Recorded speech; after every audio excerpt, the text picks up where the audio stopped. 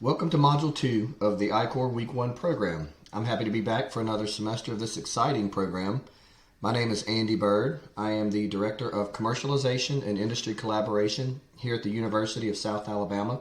And in this module, we will approach the concept of defining your value proposition. This topic is near and dear to my heart since this is the world in which I operate on a daily basis. My office manages the university's intellectual property portfolio, and we work with industry partners to commercialize those technologies. This means that we not only need to understand a technology, but we also need to understand what about that technology is value adding to potential industry partners. And as you might imagine, this can be both challenging and it can be fun. So as we discuss this process of defining your value proposition, the outcome of the process is for you to be in alignment with your customers' needs so that you're building products and services that your customers actually want and need. Let's look briefly at the challenge of communicating your value proposition. Now, I really enjoy this cartoon depiction of the importance of both communicating what the expectations and needs are, as well as receiving and understanding that value proposition related information. So here we have a customer who wants a product with a certain set of features, and I'll point out here that in this module and throughout the I-Corps program, you will hear the concept of features of your product versus benefits to your customer. More on that later, but here we see the basic features. Looks like in the top left-hand corner in the first little cartoon square, looks like a seating device for up to 3 people. It's suspended from a tree by a rope and it swings. I mean, those are the basic features of that product there. So then you see a bit of humor on each cartoon as we see how the project leader understood it in the second cartoon to the right. How the engineer designed it, how the programmer wrote it, of course, the exaggerated way the sales executive described it, and so on until we get to what the customer really needed, which was a simple tire swing. Now, although this is quite different than the first thing shown in the upper left corner example, one thing you might notice is that both of these, the first one and the last one, do have the same basic features. Each is suspended from a tree by a rope. Each has the capacity to hold up to 3 people, and each can functionally swing. So why the difference in proposed products? Well, the difference is that the value proposition of the first one is off target because the need of the customer was never fully understood. As such, the product includes all the features that the customer described, but none of the benefits that the customer really wanted. In other words, they wanted a classically fun outdoor tree swing where kids can swing, play, climb, create fun memories. Those would be benefits to the customer as opposed to a list of features that were sort of checked off and included. So I'm not sure what's going to happen with these other versions, but those would be the benefits that are missing from pretty much all of these product approaches in this cartoon. As exemplified in the previous slide, you must build products and services that customers truly want. In fact, as further evidenced in this 101sthits.com report, of the top 5 reasons that companies fail, building something nobody wanted took the prize, underscoring the concept that products and services must align with your customers' needs or wants, or else there just simply will not be enough customers to sustain your company. The other top 5 reasons for failure in this survey included poor hiring practices, lack of focus, failure to execute sales and marketing plans, and poor founder relations. But by far, building something no one wanted was the number one reason that companies fail. Okay, let's start our dive into the value proposition process, beginning with the definition of value proposition. It is the unique benefits or outcomes that your product or service provides to the customer. In other words, the value proposition is the way in which you solve your customers' problems or pains. Now, when crafting your value proposition and considering how you communicate your unique solution, it's important to note that value propositions are simple and concise. They answer the question of why someone should buy the product. And finally, the value proposition must stem from the actual problem that your product or service is solving. In looking at problem solving a bit closer, you see that value propositions typically fall into one of two categories: pain relievers or gain creators. Pain relievers are ways in which customer difficulties are mitigated or lessened, by your product or your service offering. While gain creators are ways in which your product or service is value additive to your customer. Here's some examples of pain relievers. Like you produce savings, you diminish frustration in a process, you fix underperforming solutions, make things easier. You mitigate negative social consequences. Think of managing public relations, or you reduce or eliminate certain risks or overall risk. And here's some examples of gain creators listed here for you as well. You generate new revenue or resources. Think of Airbnb or Uber. They essentially added a whole new supply to an existing market. And so they added resources by commercializing underutilized resources. So you produce better than expected outcomes, you outperform current standards, you make your customer's job easier, or you make the customer look good. All of these are gain creators in the sense of what you should be thinking about in your value proposition for your customer. So, here's the features versus benefits concept I touched on earlier during the tire swing example. It's a very important distinction to make that also impacts my point earlier about keeping your value proposition simple and concise. A key take-home point I like to make here is that your value proposition is not the place to show the world that you're an expert in the specifications or features of your product or service offering. Your value prop, and what I mean by that is your value proposition is the place where you show that you've evolved beyond being an expert in your technical field to become an expert in why your customer wants or need what they are saying they want or need. Let me say that again. Your value proposition is not the place to show the world that you're an expert in the specifications or features of your product or your service or your field of study. Your value proposition is the place to show that you've evolved beyond that to become an expert in why your customer wants or needs.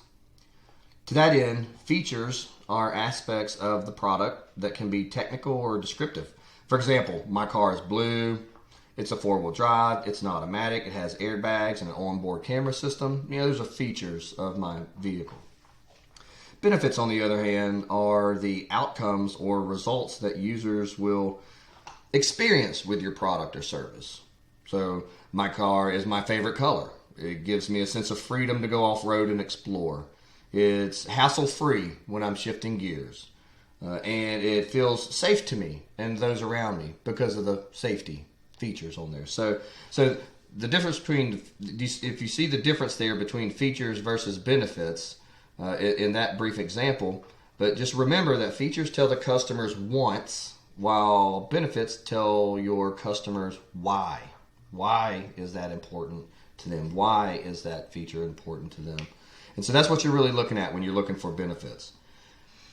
So I have a sort of a real world example here that I can show you. The example is a Hydro Flask. For those not familiar, a Hydro Flask claims to make insulated, travel-friendly drinkware in durable, easy-to-carry bottles that maintain beverage temperature for hours.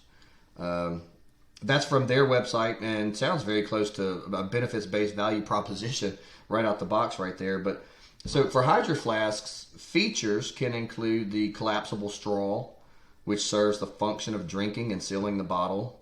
Another feature could be the triple vacuum sealed bottle itself, which serves the function of keeping the contents cold, keeping your water cold, keeping your ice cold for longer. These do hot and cold, by the way, if you're looking at the product. And, of course, the color. It's charcoal. That's the color in this example. So those would be features. On the other hand, the benefit of a hydro flask would be, that there's assurance of non-leakage, the convenience of having cold water all day, no matter the weather conditions, and the, quote-unquote, always new look due to the innovative, durable paint coating. So that's just another good example, a real-world product example of, the difference between benefits and features. And it's important to remember that products and services are much more than the combination of its features. There's a term that we use called synergy sometimes. That basically means that something is more than simply the sum of its parts. And that's true in the case of your value proposition and your product and service. Remember, it's more than just a combination of the features. The benefits are from the perspective of your customer, not just a combination of your features. So those products and services need to produce a real benefit. Your product and service need to produce a real benefit for your customer, in order to have a chance of success in the marketplace. So now I'm going to shift gears just a little bit here and discuss this concept called the 5 whys. You've heard me say asking the customer why, or why it's important to them, or why that's a benefit. So let's look at that a little bit closer here. So the 5 whys is a simple concept to help you unearth the root cause or causes of your customer's problems. Because in order to have an on-target value proposition, which is based on benefits, not features, you really need to have an accurate understanding of why your customer needs or wants, which would be the benefits, what he or she needs or wants, which would be the features. The Toyota was practically founded on this principle and regularly employs this process to this day. Taiichi Ohno, who is considered to be the father of the Toyota production system, which actually ultimately inspired lean manufacturing in the United States. He's famously quoted for saying, "The basis of Toyota's approach is to ask why 5 times whenever we find a problem. By repeating 5 times, the nature of the problem as well as its solution becomes clear." So let's look at an example of that. Consider the following example here. You're a company in the shaving and razors industry. You're looking at entering that industry. You're talking to a potential customer, and the customer says, "I don't like or even enjoy shaving." So you say, "Well, why? Why don't you like shaving?" And that customer says, "Well, the razors are expensive and it's just inconvenient to buy." And you say, "Well, why do you feel like they're, inconvenient and expensive?" "Well, I have to go to the store every month, and Gillette doesn't sell value packs, and so you have to buy these 3-pack with the 3 razors, and it's just expensive. It's $30 a pack." And so you say, "Well, why do you think that is?" "Well, it's the only place I can get them is in the store, and Gillette's prices are what they are. They're established and branded, and they're not value. They're just price pointed." And so you say, "Well, why is that the only place that you can get them? It's from the store." And then the customer says, "Well, the razors that I like, they aren't available online, so I have to go to the store. And I've tried cheaper options, but they're just low quality." And so, you continue on with that. And after, 5 whys, we actually, are asking why repeatedly. That would lead us to learn that the customer wants affordability, convenience, quality, and in that customer talking about Gillette, and where they've disclosed to us some of their perceived shortcomings of one of this company's potential competitors. So you get a lot of information about from asking why, and not just taking an initial response at face value and not advancing or probing just a little bit deeper into why that customer feels that way. So keep that in mind throughout this whole program this semester. Why will be of key importance as you do your customer discovery. So It was that similar line of questioning that led to the creation of companies like Dollar Shave Club or Harry's Shave Club. So I'd like to give you a couple examples here of some good value propositions, components of good value propositions, because there's a few companies that have done it. There's several companies that have done a good job, but I'll give you 3 examples here real quick.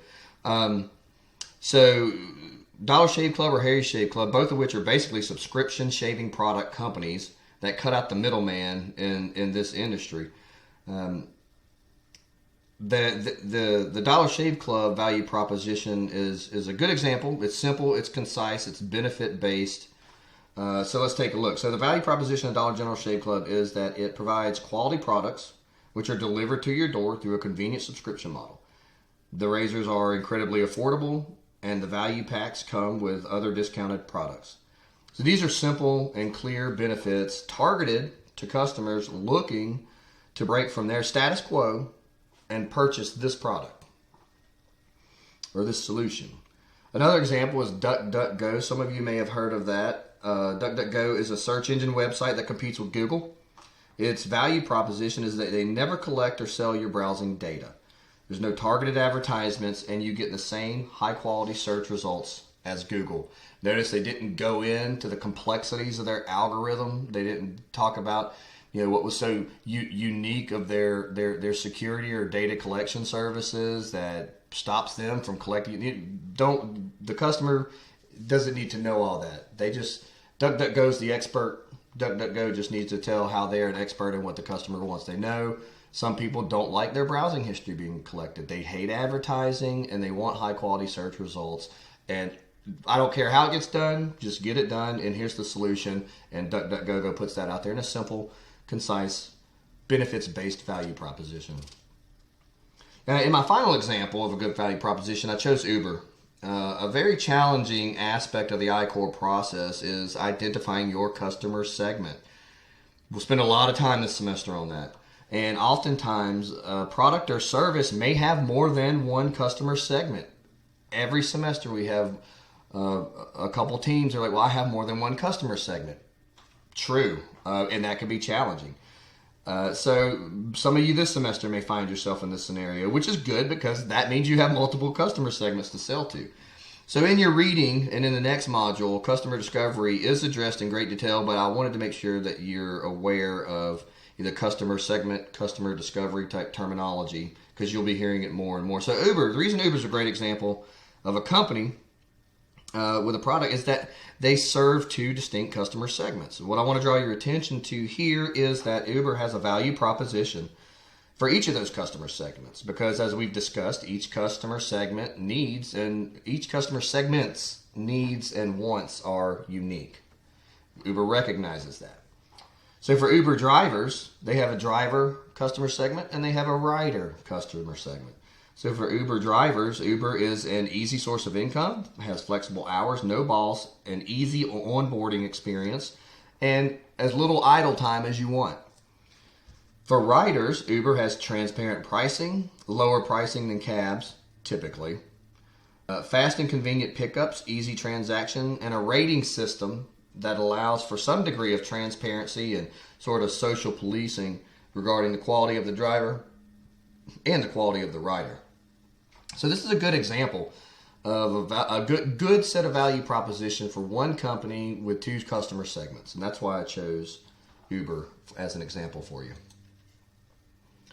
All right, so for the final leg of this race, we're going to look at the business model canvas and where the value proposition fits into that canvas, and then we'll get into your what's called the value proposition canvas. So the location of the value proposition in the full business model canvas, appropriately so, is directly in the middle. It's arguably the most important component of the whole canvas because it's essentially the keystone of your venture. In architecture, if you have a stone arch or vaulted gates, its stability is from the placement of the keystone. From this meaning, keystone, now has gained this figurative meaning of a central or most important part, or the one thing upon which everything else depends. And so figuratively, it's a very critical component. So in this context of the business model canvas, I approach the value proposition much like an architect would approach designing and placing his or her keystone. It is that critical to get to develop a value proposition that's on target. Because as we've seen in this module, if your value proposition is off target, then you're probably building something the customer doesn't want or need, and then things just start to fall apart. So importantly, the value proposition section is deeply connected to the rightmost square of the canvas, which is your customer segments. The alignment of your value proposition with your customer segments, specifically the needs of your customer segment, each of your customer, that leads to what is termed a product market fit. Now, product market fit is a term that is used in the field to describe the degree to which a product or service satisfies a strong market demand. So I'll say that again. It's the degree to which a product satisfies a strong market demand. So there's two components. There's your product or service, and then there's your market.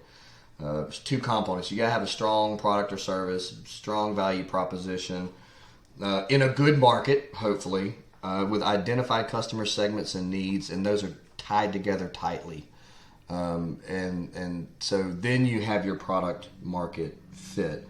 So as you progress through the I-Core program, you'll be doing customer discovery activities. The goal of these customer discovery interviews and activities is to determine the degree of your product market fit based on your value proposition. And then you adjust or make different iterations to your value proposition in order to enhance the degree to which you do have a product market fit. This will be covered more as we go through the program. This concept of product market fit. It all comes together: value proposition, customer segments, customer discovery, product market fit. And so this is a good introduction to some key parts of the program for the rest of this semester. So, all right, so as we sort of engage the landing gears here, prepare for our final descent, I want to introduce you to the value proposition canvas. Then we'll do an exercise using this in a few minutes. So just like you create value in your business with the business model canvas, there is also a tool to intentionally visualize, design, and test how you create value for your customer. It is the value proposition canvas, and it's composed of two components: the customer profile and the value map. Now, you can achieve fit, as I just mentioned, by creating clear connections between what matters to your customer and how your product and services ease your customer's pains or create gains for your customer. So in the customer profile portion of your value proposition canvas, you describe the job your customers are trying to get done. And remember, jobs can be functional, like getting from A to B. They can be social, like impressing friends and colleagues, or avoiding negative public relations. Or they could be emotional, like gaining peace of mind. You also highlight your customers' pains, which is in the bottom left-hand third. Pains are things that annoy customers while they're trying to get their job done. So pains are negative outcomes that customers hope to avoid, like dissatisfaction with existing solutions, or challenges, frustrations, risks, obstacles related to performing a job. So the right third and the bottom third are interconnected in that the pains are associated with the jobs that the customer is trying to accomplish.